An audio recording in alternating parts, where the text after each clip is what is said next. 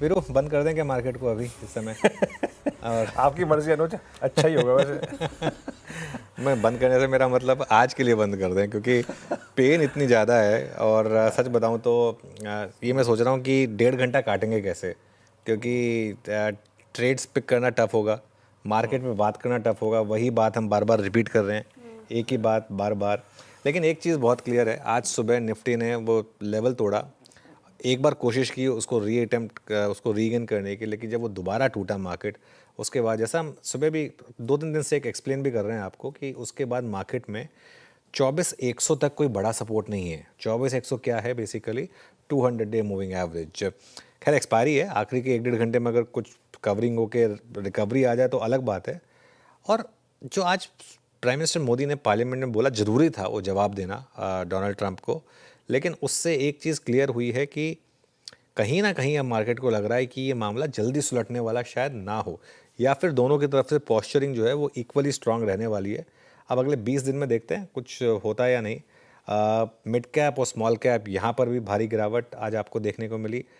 और फार्मा में बाइंग है, फार्मा और हेल्थ केयर, सिर्फ ये 2 सेक्टर्स रहे। हालांकि अब थोड़ी सी रिकवरी आ रही है मिड और स्मॉल कैप में, लेकिन फार्मा और हेल्थ केयर यहाँ पर अच्छी खासी खरीदारी देखने को मिली। कुछ देर में मैं डिटेल में डिस्कस करूँगा। हीरो मोटोकॉर्प क्लियरली आज का स्टॉक ऑफ द डे।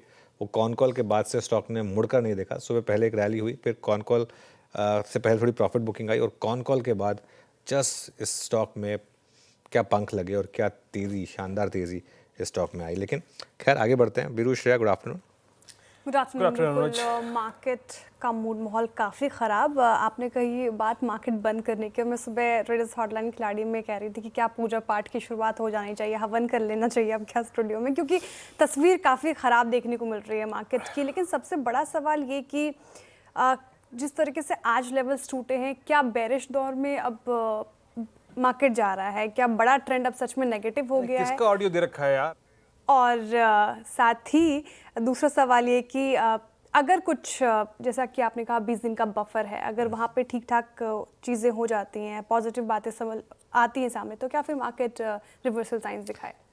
देखिए श्रेया, फ्रैंकली बोलूँ तो आई थिंक मेरे हाँ या ना बोलने से वो चेंज नहीं हो जाएगा, है ना। जैसे हम कहते हैं ना, एक होता है हमारा ओपिनियन, एक होता है हमारा फैक्ट।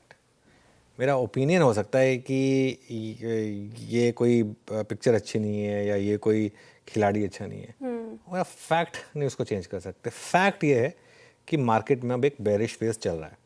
मार्केट ने 30 जून को एक टॉप बनाया था, उसके बाद से मार्केट का अगर आप ट्रेंड देखेंगे, एक महीने का अगर ट्रेंड देखेंगे, तो लगातार एक बेरिश फेज में मार्केट रहा है बेसिकली। और अब मुझे लग रहा है कि अब हम और उस बेरिश फेज में जा रहे हैं। 25,500 25,600 के हाई के बाद से अब जिस तरीके से आप 24,400 1,000-1,200 पॉइंट ऐसे ही निकल गए मार्केट के, पता भी नहीं चला। अभी भी देखिए एक उम्मीद ये रहेगी कि 20 दिनों में पॉस्चरिंग हो, जो मर्जी हो, ट्रेड डील शायद हो जाए, क्योंकि अगर वो ट्रेड डील हो गई तो मार्केट में फिर शॉर्ट कवरिंग भी आएगी, रैली भी होगी। लेकिन मार्केट को ना जो एक चीज़ नहीं पसंद होती वो होती है अनिश्चितता। अब सुबह मेरा एक व्यू ये था कि शायद हमने वर्स्ट केस सिनेरियो को प्राइस इन कर लिया है, लेकिन क्लियरली वो केस नहीं है। मार्केट शायद अभी और इसको बचाना चाहता है। प्लस सेंटीमेंट ख़राब है, मूड माहौल ख़राब है, अर्निंग सीज़न वैसे ही हमारा ख़राब रहा है। 1-2 कंपनियों को छोड़ दें तो अर्निंग सीज़न से भी कोई हमें बहुत ज़्यादा अच्छी पॉजिटिविटी मिली नहीं है। एफआईएस के शॉर्ट्स पैसा बना रहे हैं, और देखिए हर लेवल पर हम सोचते हैं कि अच्छा अब इससे ज़्यादा क्या शॉर्ट करेंगे, वहाँ पे भी शॉर्ट करते हैं और वहाँ से भी पैसा बन रहा है। और बीच बीच में मंडे जैसी रैली होती है जहाँ पर और शॉर्ट्स आ जाते हैं, और उसके बाद उनको फिर फॉलो थ्रू मिलता है। तो इस समय क्या हो गया, एक विशेष सर्कल बन गया मार्केट का, या विशेष साइकिल बन गया एक मार्केट का, और इस वजह से आप इस तरीके का मूड देख रहे हैं।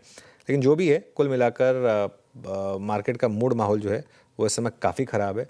और सिर्फ मैं तो चाहूँगा कि मूड माहौल ठीक हो जाए, लेकिन देखिए सिर्फ मेरे चाहने से तो कुछ होगा नहीं, है ना। हम सब चाहते हैं कि मार्केट इंप्रूव हो, लेकिन अभी तो थोड़ी सी दिक्कत है। वीरू के पास चलते हैं और जानते हैं आज स्टॉक स्पेसिफिक एक्शन कैसा रहा। वीरू। अनुज, मुझे भी आपका पहला वाला विकल्प पसंद था, लेकिन फिर भी अगर आप स्टॉक स्पेसिफिक एक्शन पूछ रहे हैं तो मैं उसी पे आता हूँ। और आपकी स्क्रीन पे जहाँ स्ट्रेंथ है वहाँ स्ट्रेंथ है, और डिलीवरी एक्यूट स्ट्रेंथ 460 अभी भी जिस प्रकार का ओआई पैटर्न है, डिलीवरी आज 22 अप्रैल 2024 के बाद अब तक के सबसे हाईएस्ट क्लस्टर में आके ट्रेड करता हुआ 461। जरा प्लीज स्टैट्स लिखाइए डिलीवरी के डे हाई पर, और ये इस दौर की हाईएस्ट ट्रैजेक्टरी पे 459। शानदार मूव यहाँ पर। जरा प्लीज़ ओआई भी रखिएगा स्क्रीन पे। डेरिवेटिव्स में भी स्ट्रॉन्ग बाइंग, हाँ, मतलब उतना क्वांटम में ओआई एडिशन नहीं हुआ है, 0.33%, लेकिन हाँ अच्छी बाइंग यहाँ पर है। उसके बाद लेके आते हैं कोलैप्स को, जहाँ जहाँ कोलैप्स हो रहे हैं। देखिए, क्योंकि अब हम ऑलमोस्ट 100 डेमा को तोड़ चुके हैं, तो उन स्टॉक्स की तरफ जाते हैं जहाँ पे कोलैप्स है। एक बार लेके आइए आप अदानी ग्रुप के stocks, Adani ports, Adani green, सब में काफ़ी शॉर्टिंग है। इनफैक्ट अदानी इंटरप्राइजेस को लाके देखते हैं, ये अब वीकली पे अपने 200 वीक एक्सपोनेंशियल मूविंग एवरेज के नीचे ट्रेड करता हुआ। ह्यूज शॉर्टिंग, लॉन्ग अनवाइंडिंग के बाद 1.5% ओआई बिल्डअप यहाँ पे हुआ और एक टिपिकल इन्वर्टेड फ्लैग यहाँ पर विजिबल है यहाँ पे। और साथ ही साथ एक बार लेके आइएगा आप केमिकल बास्केट में पीआई इंडस्ट्रीज। आज इसने अपनी, मतलब ये एक स्ट्रॉन्ग स्ट्रक्चर था, लेकिन आज इस बदले माहौल में पीआई इंडस्ट्रीज ये अपने 50 डेमा को वायलेट करता हुआ 11 जून के बाद के अब तक की सबसे लोवेस्ट ट्रजेक्टरी पे और कोलैप्स हुआ यहाँ पर।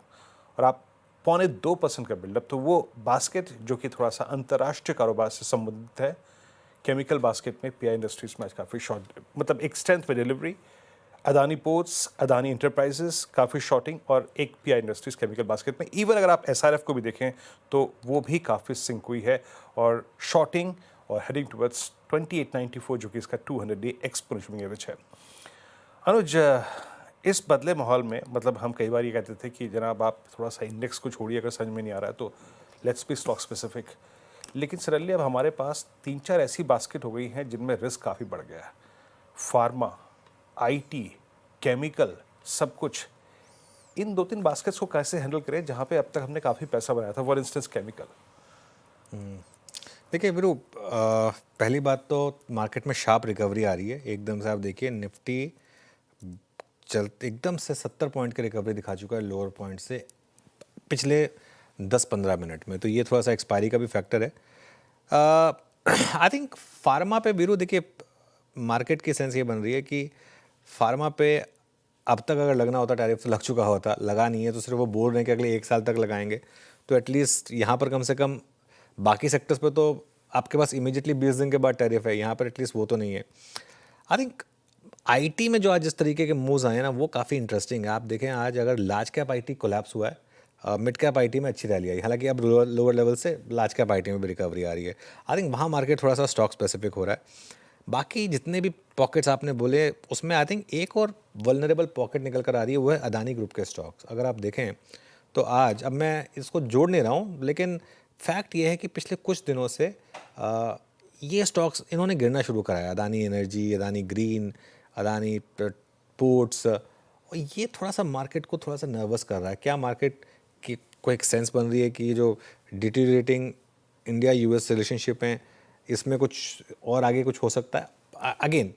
लेकिन प्राइस बिहेवियर जो है ना, वो इस पॉकेट में थोड़ा सा ख़राब है और ये थोड़ा सा ओवरऑल सेंटिमेंट भी ख़राब कर रहा है। चलिए अब श्रेया के पास चलते हैं और समझते हैं आज के ट्रेंडिंग स्टॉक्स और कार्यक्रम का क्रम। श्रेया जी, उससे पहले एक सवाल, जैसा कि आपने जिक्र भी किया था कि शो में आगे बात करेंगे हीरो मोटोकॉर्प, और साथ ही अगर आप देखिए ट्रेंड की 2 स्टॉक्स हम लगातार सुबह भी डिस्कशन कर रहे थे इसके, आज शानदार तेज़ी के साथ कारोबार कर रहा है हीरो मोटो, डेज हाई पे, और जो आपने जिक्र किया कॉन कॉल के बाद स्पेशली यहाँ पे बढ़त देखने को मिली। ट्रेंड जो कल के सत्र में तेज था, याद होगा आपको, आज रिजल्ट भी आए, रिजल्ट डिस्कशन कर रहे थे हम, ठीक ठाक ही नंबर्स है और स्टोर्स में भी अच्छा इजाफा किया है, लेकिन वो एकदम डील स्लो पे। तो ये अंतर क्या और एनालिसिस क्या कहते हैं आपके इन दोनों स्टॉक्स पर?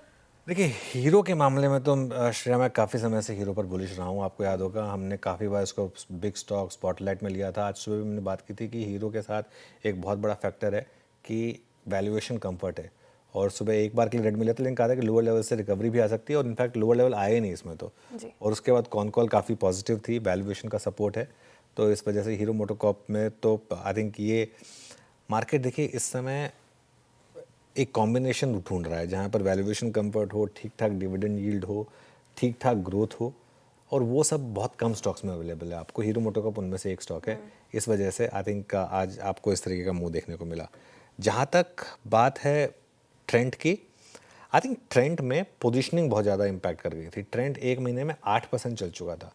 इस वजह से मुझे लग रहा है कि ट्रेंड में आपने इस तरीके का मूव देखा। अगर आप देखें ट्रेंड का मूव, ओके नॉट 1 महीना, मे बी उससे थोड़ा, सिर्फ पिछले एक हफ्ते का अगर चार्ट रखेंगे ट्रेंड का, तो आज के मूव से पहले 1 हफ्ते पहले में ट्रेंड काफ़ी अच्छा चला था। तो आई थिंक थोड़ा सा उसका इम्पैक्ट आ गया, प्लस स्टॉक बहुत महंगा है at the end of the day trend, इस वजह से।